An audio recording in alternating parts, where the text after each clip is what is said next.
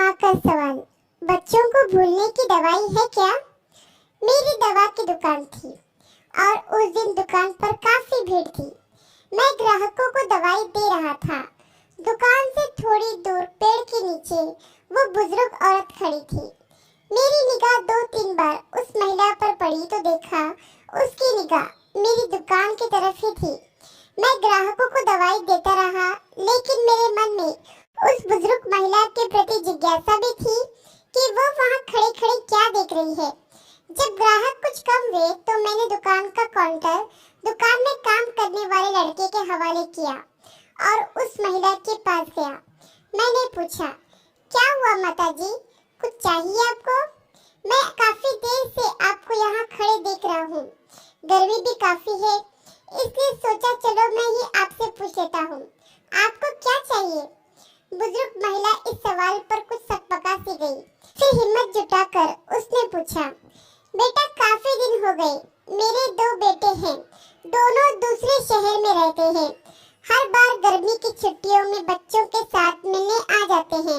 इस बार उन्होंने कहीं पहाड़ों पर छुट्टियां मनाने का निर्णय लिया है बेटा, इसलिए इस बार वो हमारे पास नहीं आएंगे। यह समाचार मुझे कल शाम को ही मिला। कल सारी रात ये बात सोच सोचकर परेशान रही, 1 मिनट भी सो नहीं सकी। आज सोचा था तुम्हारी दुकान से दवाई लूंगी, लेकिन दुकान पर भीड़ देखकर यही खड़ी हो गई। सोचा जब कोई नहीं होगा तब तुमसे दवाई पूछूंगी। हाँ बताइए ना अम्मा जी, कौन सी दवाई चाहिए आपको? अभी ला देता हूँ, आप बताइए। बेटा कोई बच्चों को भूलने वाली दवाई है क्या? अगर है तो ला दो बेटा, मालिक तुम्हारा भला करेगा। इससे आगे के शब्द सुनने की मेरी हिम्मत ही न थी। मेरे कान सुन्न हो चुके थे। मैं उसकी बातों का बिना कुछ जवाब दिए चुपचाप दुकान की तरफ लौट आया, क्योंकि उस बुजुर्ग महिला की दवा उसके बेटों के पास ही थी, जो शायद विश्व के किसी भी मेडिकल स्टोर पर नहीं मिलेगी। अब मैं काउंटर के पीछे खड़ा था। मन में विचारों की आंधी चल रही थी, लेकिन मैं उस पेड़ के नीचे खड़ी उस माँ से नजरें भी नहीं मिला पा रहा था। मेरी भरी दुकान भी उस महिला के लिए खाली थी। मैं कितना असहाय था, या तो ये मैं जानता था या मेरा भगवान।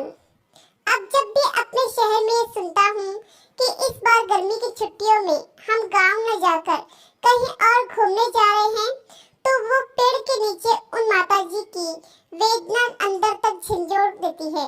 यह कहानी जो संसार में माँ के प्रेम की वेदना का एहसास करा रही है।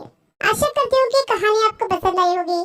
कहानी पसंद आई तो लाइक, सब्सक्राइब और शेयर करें, और इस कहानी पर आपकी क्या राय है हमें कमेंट करके जरूर बताएं।